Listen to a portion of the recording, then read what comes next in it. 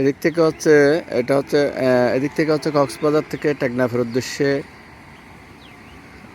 যাই। এই যে এদিকে হচ্ছে টেকনাফ সড়ক, এদিকে হচ্ছে টেকনাফ যায়, টেকনাফ। আর পূর্ব দিকে হচ্ছে মায়ানমার, একটু পরে মায়ানমার, এগুলো বাংলাদেশ, এরপরে হচ্ছে মায়ানমার। এখানে কিছু এগুলার এই বিল্ডিংটার পরে হচ্ছে মায়ানমার, দেখা যাচ্ছে এই বিল্ডিংটার পরে হচ্ছে মায়ানমার, এখন এটা বর্ডারে। তারপরে হচ্ছে এই রিফিউজি ক্যাম্পের মনোরম দৃশ্য আমরা বাইরে থেকে দেখতেছি, কিন্তু ভিতরে অনেক খারাপ অবস্থায় আছি আমরা।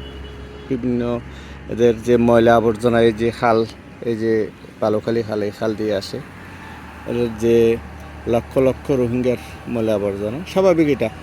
এদের বর্জ্য ব্যবস্থাপনা, সুষ্ঠু বর্জ্য ব্যবস্থাপনা যদি না হয়, তাহলে এই বর্জ্যগুলো সরাসরি খাল দিয়ে দেখেন চলে যাচ্ছে, হচ্ছে ময়লা এখানে আটকে আছে কিছু কিছু।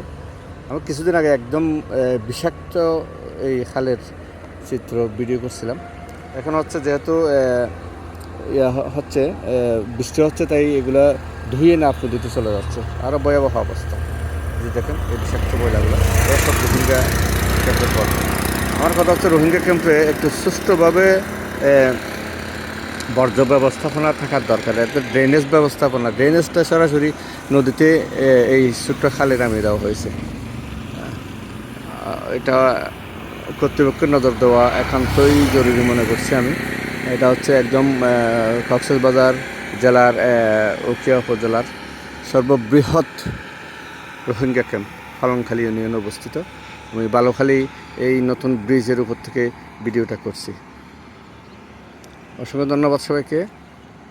এখানে আছে আমার লাল ঘোড়া, আমার হোন্ডা এক্স ব্লেড,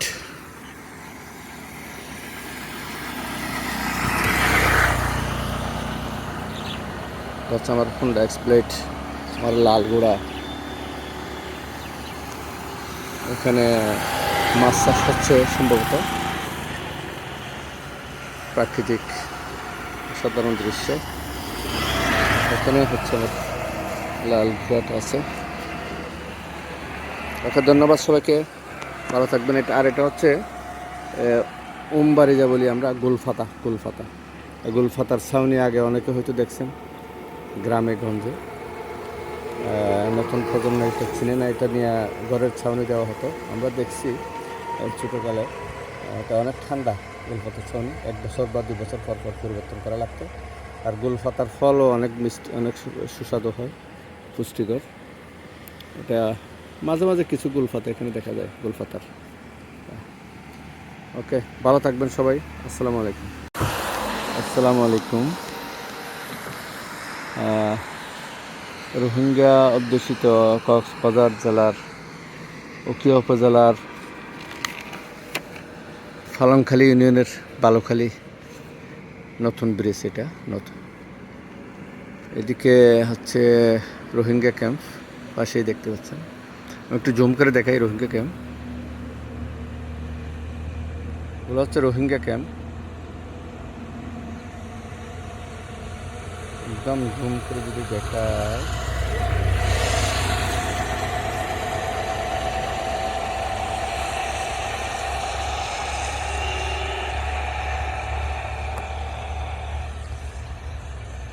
এদিকেই দেখা যাচ্ছে টিভি টাওয়ার। এটা হচ্ছে বালুখালীর টিভি টাওয়ার, টিভি টাওয়ার।